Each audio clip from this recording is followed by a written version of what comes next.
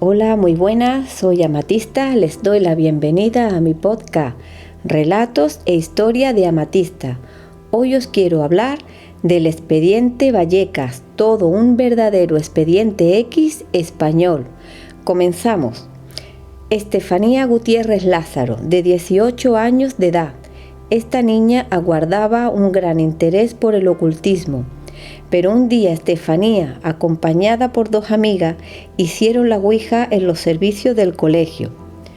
Las tres amigas sentadas en el suelo con un tablero ouija, posaron sus dedos índices en un vaso de cristal. El juego parecía ser un juego simplemente inocente. No parecía tener algo negativo en aquella sesión, hasta que empezaron a observar que aquel pequeño vaso empezaba a llenarse de un ligero humo negro, que se tornaba cada vez más espeso, pero justo cuando el humo se veía totalmente negro, esta sesión fue interrumpida por una profesora. Cuando la profesora se encontró con esta escena, quedó totalmente escandalizada, quitándole de tal manera el tablero que rompió el vaso. Entonces el humo negro de aquel vaso se le fue directamente a Estefanía a la cara. Aparentemente, Estefanía parecía estar bien, así que decidieron pasar página. Entre el susto que se llevaron y la regañina de la profesora, la ouija no es más que un juego infantil.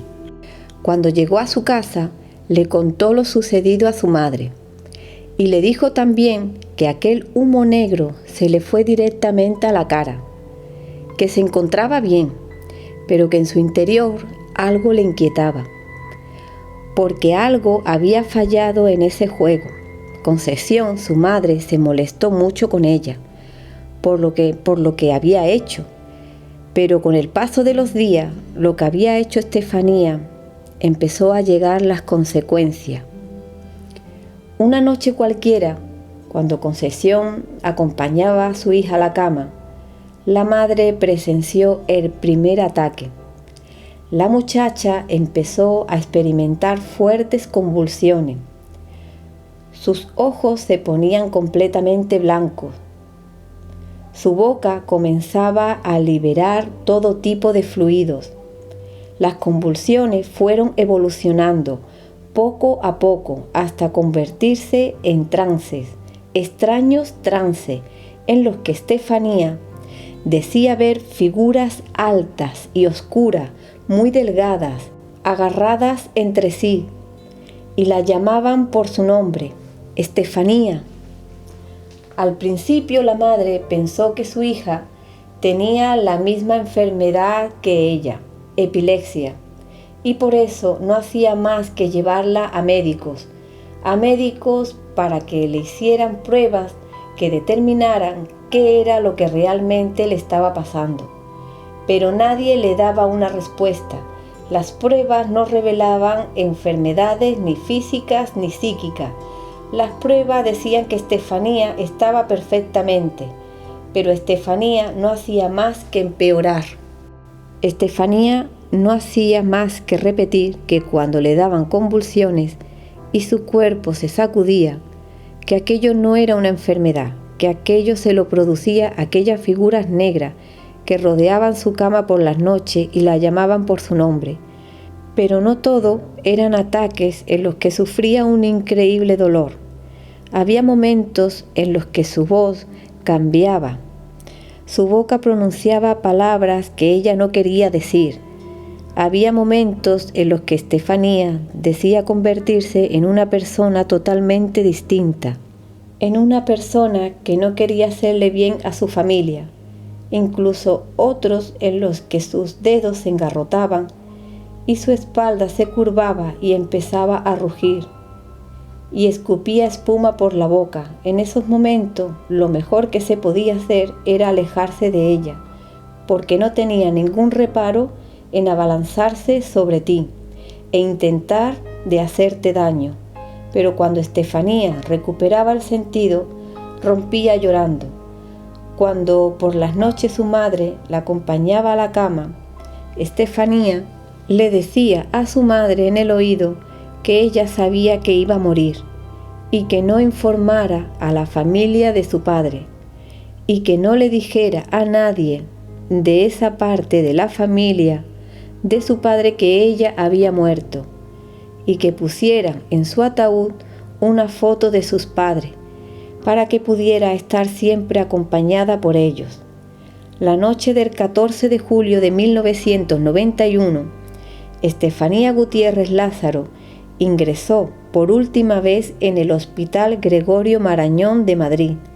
Los doctores encargados de su caso determinaron que la causa de la muerte era muy sospechosa e inexplicable. El día antes de su muerte, Estefanía sufrió una crisis en la que hizo que se abalanzara a su hermana Marianela, que por suerte consiguió esquivarla, y al hacerlo Estefanía cayó al suelo totalmente inconsciente.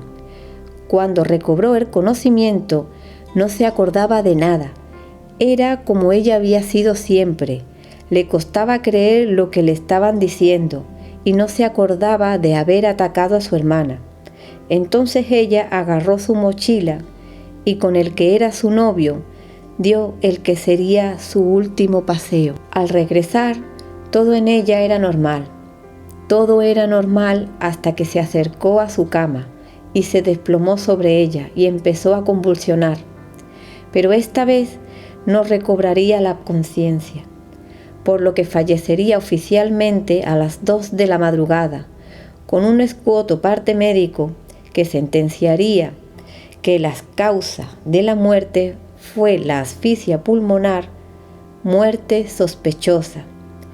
Desde ese momento, el hogar de los Gutiérrez Lázaro fue una residencia normal, aunque rota de dolor por la pérdida. Aunque esa tranquilidad duró muy poco. Un buen día empezó a acontecerse una serie de fenómenos paranormales, pero de menor intensidad, como por ejemplo cosas que parecían que se habían cambiado de sitio, puertas abriéndose y cerrándose, luces que se encienden y se apagan. Pero lo que acabó desconcertando a Concepción sucedió una noche cualquiera. Ella se despertó sin más, con su marido completamente dormido a su vera. Concepción se despertó porque empezó a oler un perfume muy especial y muy familiar, el perfume de su hija. Ella sentía que estaba allí, junto a ella. Concepción no comprendía cómo su marido no se había despertado, hasta que se dio cuenta que su hija solo quería manifestarse para ella. Concepción rápidamente se incorporó en la cama.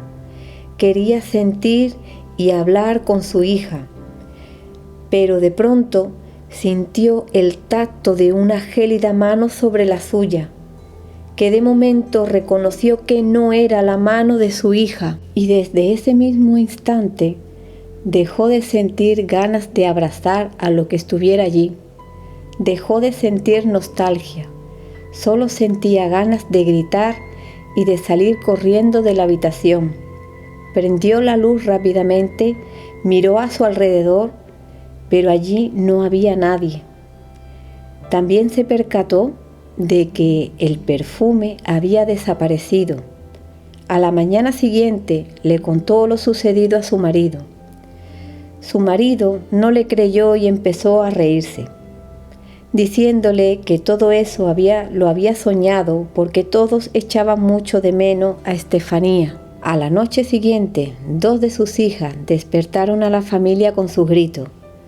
Al acudir los padres alertados por los gritos, se encontraron todo el suelo de la habitación lleno de juguetes y de objetos que deberían estar en las estanterías. Las niñas le contó a sus padres que todos los juguetes se habían caído uno a uno, como si alguien lo estuviera tirando, y que había visto una sombra negra entrar por la puerta. Pero nuevamente su padre les dijo que aquello no podía ser real, porque los fantasmas no existen. Pero desde ese mismo instante no le quedó más remedio que creer. Los fenómenos poltergeist fueron cada vez más intensos, hasta llegar al extremo que la familia se tuvo que mudar al salón de su casa y dormir todos juntos para poder protegerse de aquello lo que fuese. Su padre bloqueó la puerta del pasillo con un mueble para proteger a su familia, pero todas las noches ese mueble era zamarreado con una gran fuerza. Pero una fatídica noche, una foto de Estefanía empezó a arder, dejando intacto cristal, marco y todo cuanto había a su alrededor. El mueble que tapaba la puerta del pasillo empezó a zamarrearse, siguiendo también todas las paredes del salón. Aquella noche del 27 de noviembre de 1992, la familia se vio obligada a llamar a la policía. Cuando llegó la policía, se encontró a la familia esperando en el portal. A la casa llegó un inspector y 5 agentes de policía. ¿Se podéis imaginar qué cara pondrían los agentes cuando vio a la familia en el portal y empezaron a contarles lo que estaba pasando en su casa? Cuando subieron a su casa, uno de los episodios más impactantes fue producido por un armario en el que tenía en el salón, cuyas puertas empezaron a abrirse y cerrarse violentamente.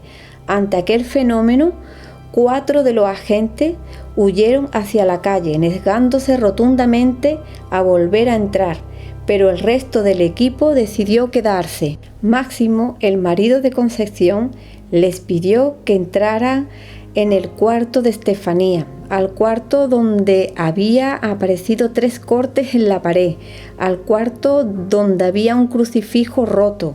Fue entonces cuando un fuerte golpe asustó a los presentes, un golpe seco al otro lado de la ventana, donde había una pequeña terraza, y salieron todos para averiguar quién era el causante, pero no hallaron a nadie. Aquella noche el inspector halló un líquido viscoso de color marrón. Aquella sustancia la policía no fue capaz de catalogarla, pero posteriormente los parapsicólogos que luego investigaron en aquella casa determinarían que aquello era el ectoplasma, una sustancia muy difícil de encontrar, cuya presencia indica una potente infestación demoníaca. El inspector hizo un expediente lleno de argumentaciones claras y concisas, recogiendo también como experiencia personal. Toda esta información la pasó al juez, quien también dio su punto de vista. Nadie fue capaz de dar una explicación racional a lo que sucedió en aquella casa. Simplemente el caso se convirtió en un expediente X. Simplemente un día los acontecimientos cesaron, pero la familia ya no podía vivir más allí, en un lugar con tan malos recuerdos, en un lugar donde ninguno de sus vecinos querían su presencia. Eran despreciados y considerados como personas locas. Los compañeros de colegio de sus hijos se burlaban y los rechazaban por ser los hermanos de la niña poseída. Pero esta familia ya no podía más, ya tenían bastante con su dolor. Habían perdido a una hija, como para cargar con otro calvario. Así que un buen día vendieron su casa y se fueron de allí. Bueno, aquí termina la historia de hoy. Espero que os haya gustado. Me gustaría que me dejarais vuestros comentarios. Si queréis que cuente alguna historia en particular, no dudéis en decírmelo. Un beso muy grande y hasta el próximo podcast.